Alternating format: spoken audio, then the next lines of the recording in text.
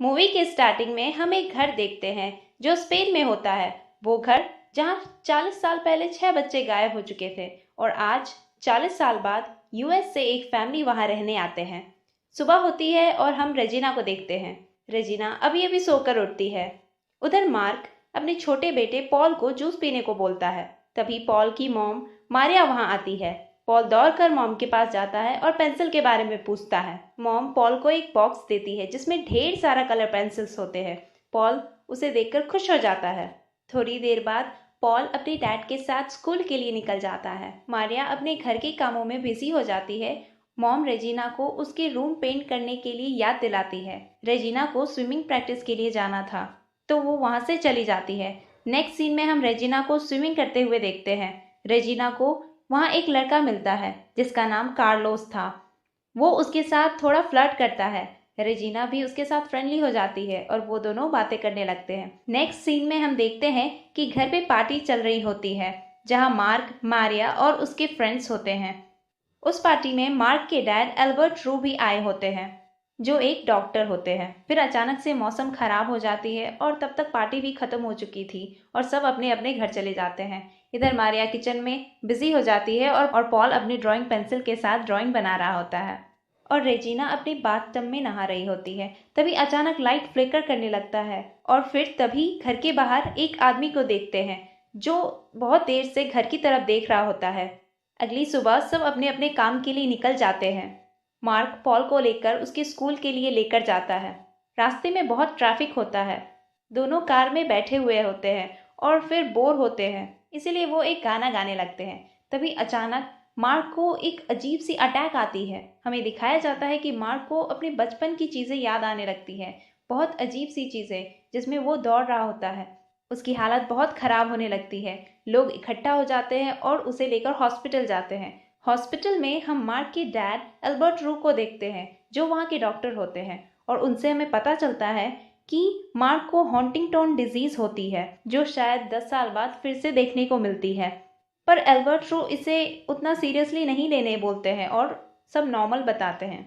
फिर सब वापस घर आ जाते हैं। रेजिना सबका वेट कर रही होती है और जब रेजिना को उसके डैड की बीमारी के बारे में पता चलता है तो वो बहुत ही टेंस हो जाती है। शायद रेजिना को इस बीमारी से जुड़ी बुरी यादें याद आने लगती हैं। फिर हम पॉल को देखते हैं जो अपने ड्राइंग पेंसिल के साथ ड्राइंग कर रहा होता है।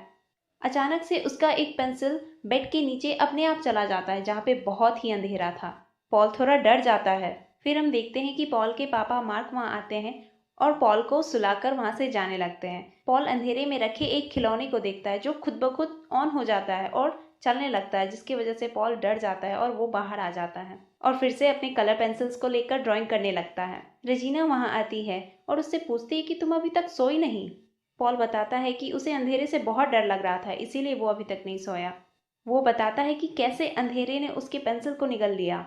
रेजिना को थोड़ा अजीब लगता है क्योंकि इससे पहले पॉल कभी भी अंधेरे से नहीं डरता था। फिर रेजिना पॉल की ड्राइंग्स देखती है जिसमें वो देखती है कि पॉल हर एक पेज पे एक बच्चे का ड्राइंग बनाया होता है जिसका गर्दन पे एक निशान होता है, जैसे कि उसके गर्दन पे कोई काट दिया हो। अचानक से वहां से एक काला साया को गुजरते हुए देखते हैं। अगली सुबह मार्क एक इलेक्ट्रिशियन को लेकर आता है लाइट्स को चेक करने के लिए जो बार बार फ्लिकर कर रही थी। पॉल रेजिना से अपने ड्राइंग बुक्स के बारे में पूछता है। रेजिना उसका ड्राइंग्स उसको देखकर ये पूछती है कि तुम हर एक पेज पे एक ही जैसा ड्राइंग क्यों बनाए हो। पॉल बताता है कि ये सभी एक नहीं है, ये अलग अलग है। फिर अचानक से रेजिना पॉल के गले पर एक निशान देखती है और पूछती है कि क्या ये तुमने किया है। पॉल बताता है कि अंधेरे में जब वो सो रहा था तब ये हुआ। तभी वहाँ कार्लोस को देखते हैं जो रेजिना को स्विमिंग प्रैक्टिस के दौरान मिला था। रेजिना उसे लेकर अपने रूम में जाती है और अपने रूम को पेंट करने लगती है। फिर हम देखते हैं कि इलेक्ट्रिशियन को किसी भी तरह की खराबी नहीं दिखती और वो मार्क को बताता है कि यहाँ सब नॉर्मल है। पर मार्क को फिर से बहुत गुस्सा आने लगता है और वो उस इलेक्ट्रिशियन पे बहुत चिल्लाता है। मार्क इलेक्ट्रिशियन को गालियां देने लगता है और उसे बिना पेमेंट दिए वहां से निकाल देता है। रेजिना अपनी डैड की इस बिहेवियर को देखकर बहुत उदास हो जाती है। रात को जब मारिया अपना काम खत्म करके घर आती है तो रेजिना उसके डैड और पॉल के बिहेवियर के बारे में बात करना चाहती है, पर मारिया उसकी बात नहीं सुनती और वहां से चली जाती है। फिर हम देखते हैं कि वहां अंधेरे में खड़े होकर कुछ बच्चे उन दोनों को देख रहे होते हैं। अगली सुबह होती है और रेजिना देखती है कि उसके डैड को एक रूम मिलता है उसके घर में जिसके बारे में किसी को नहीं पता था। उस रूम से बहुत सी पुरानी अजीब सी चीजें मिलती है जिसे देखकर मार्क खुश होता है। रेजिना को ये सब देखकर बहुत अजीब लगता है। फिर वो वहां से पॉल के पास चली जाती है और वो फिर से पॉल के गर्दन पे एक और निशान देखती है। रेजिना इसके बारे में मॉम से बोलती है। मॉम ये सब नॉर्मल बताती है, जिसकी वजह से रेजिना को गुस्सा आ जाता है और वो वहां से चली जाती है। फिर हम रेजिना को कार्लोस के साथ देखते हैं। रेजिना कार्लोस को अपने पास्ट के बारे में बताती है। वो बताती है कि 10 साल पहले उसके पापा इसी बीमारी से सफ़र कर रहे थे और ये बीमारी इतना डरावना था कि मुझे अपने डैड से ही डर लगता था। और अब तो मुझे पॉल को भी लेकर टेंशन होती है क्योंकि उसका भी बिहेवियर आजकल कुछ ठीक नहीं लग रहा। रेजिना जब रात को घर वापस आती है तो वो वहाँ पे एक आदमी को देखती है, वही आदमी जो उस घर को देख रहा होता है। रेजिना उस पर ध्यान नहीं देती और घर के अंदर आ जाती है। घर पे वो अपने ग्रैंडफादर से मिलती है जो पॉल को चेक करने आते हैं उसके निशान को लेकर, पर वो ये सब नॉर्मल बताते हैं। फिर हम देखते हैं कि मार्क कुछ सब्जियां काट रहा होता है और पॉल फिर से अपने कलर पेंसिल्स को लेकर ड्राइंग बना रहा होता है, पर इस बार वो अपने पेंसिल्स को उन बेड के नीचे रखता है और वेट करता है वहाँ पे। फिर हम देखते हैं कि मारिया मार्क को बताती है कि वो रेजिना को लेकर बहुत टेंशन में है। मार्क इन सब से फिर से गुस्सा होने लगता है और सब्जियों को जोर जोर से काटने लगता है। इतना तेज से काटते काटते वो अपने हाथ को काट लेता है। उसके हाथ से बहुत सारी खून बहती है। मारिया रेजिना को बुलाती है। रेजिना दौड़कर आती है और अपने पापा को संभालती है। तभी हम देखते हैं कि पॉल का कलर पेंसिल फिर से उस बेड के नीचे चला जाता है और अचानक से लाइट भी चली जाती है। इतने अंधेरे होने की वजह से पॉल बहुत डर जाता है और बहुत चिल्लाने लगता है। अचानक से उसका डोर बंद हो जाता है। पॉल की चिल्लाने की आवाज सुनकर रेजिना दौड़कर ऊपर आती है। पॉल को दरवाजा खोलने को बोलती है लेकिन पॉल नहीं खोल पाता है। अचानक से मार्क वहां आ जाता है और दरवाजे को बहुत जोर जोर से पीटने लगता है, जिसकी वजह से पॉल और डर जाता है। थोड़ी देर बाद सब कुछ नॉर्मल हो जाता है और पॉल बाहर आ जाता है। रेजिना पॉल को लेकर वहां से चली जाती है। रेजिना को ये सब कुछ ठीक नहीं लगता। अगली सुबह देखते हैं कि कार्लोस इस घर के बारे में पता कर रहा होता है। तभी कार्लोस को इस घर के आर्किटेक्ट के बारे में पता चलता है जो इस घर का डिज़ाइन किया था और वो कॉल कर रेजिना को वहाँ बुलाता है। रेजिना और कार्लोस दोनों उस आदमी के घर जाता है। रेजिना वहाँ पे उसी आदमी को देखती है जो उस दिन घर के बाहर खड़ा होकर घर को देख रहा होता है। रेजिना इन सब के बारे में उससे पूछती है। उस आदमी का नाम विलालो बोस था। वो बताते हैं कि इस घर का डिज़ाइन एक टेम्पल की तरह था जहाँ पे एक सुपर नेचुरल पावर को जन्म देने के लिए बनाया गया था और इस रिचुअल को पूरा करने के लिए हमें 7 बच्चे की सेक्रीफाइस की ज़रूरत थी, जो उन बच्चों को उन्हीं के हाथों सेक्रीफाइस किया जा सकता था जो उनसे बहुत प्यार करते हो। और ये रिचुअल 40 साल में एक बार ही किया जा सकता है। 40 साल पहले इसी रिचुअल को पूरा करने के लिए 6 बच्चे की मौत हुई थी। अब हमें ये पता चलता है कि एक बच्चे की सेक्रीफाइस अभी भी बाकी है। रेजिना इन सब बातों से पॉल को लेकर बहुत टेंशन हो जाती है क्योंकि पॉल ही उस घर में एकमात्र बच्चा था। उधर हम देखते हैं कि मार्क को फिर से अटैक आता है। मारिया उसे लेकर वहां से हॉस्पिटल जाती है। रेजिना घर वापस जाती है और वो उस रूम में जाती है जो रूम उसके डैड को मिला था। उस रूम से उसे बहुत सारी अजीब सी सामान मिलता है, कुछ पिक्चर्स, कुछ साइन और एक डॉल। ये सभी बहुत सी अजीब चीजें होती है। इधर कार्लोस जब अपना घर आता है तो उसे एक वॉइस मैसेज मिलता है जो विलालो बॉस का था। उसमें उसे पता चलता है कि विलालो बॉस को उस आदमी का एड्रेस मिल गया था जिसने उस घर को डिजाइन करने के लिए बोला था और विलालो बॉस उसी एड्रेस पे जा रहे होते हैं और कार्ल्स को भी वहीं बुलाते हैं।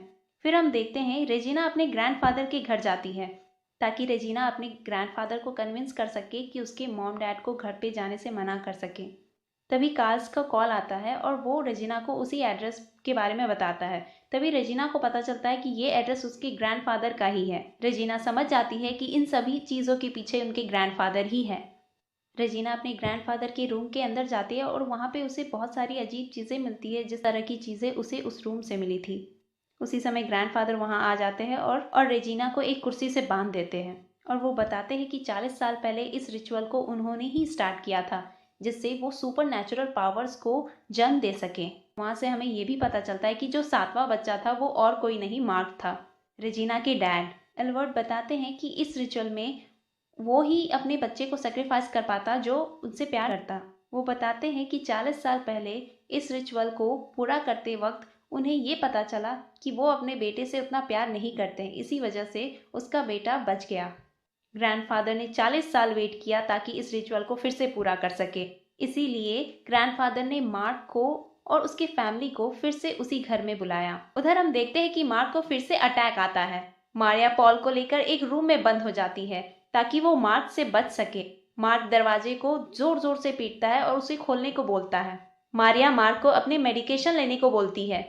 मार्क गुस्से में सारे मेडिकेशन को एक बार में ले लेता है, जिसकी वजह से उसके गले में पिल्स अटक जाते हैं। पिल्स अटक जाने की वजह से वो सांस नहीं ले पाता और जमीन पे गिर जाता है।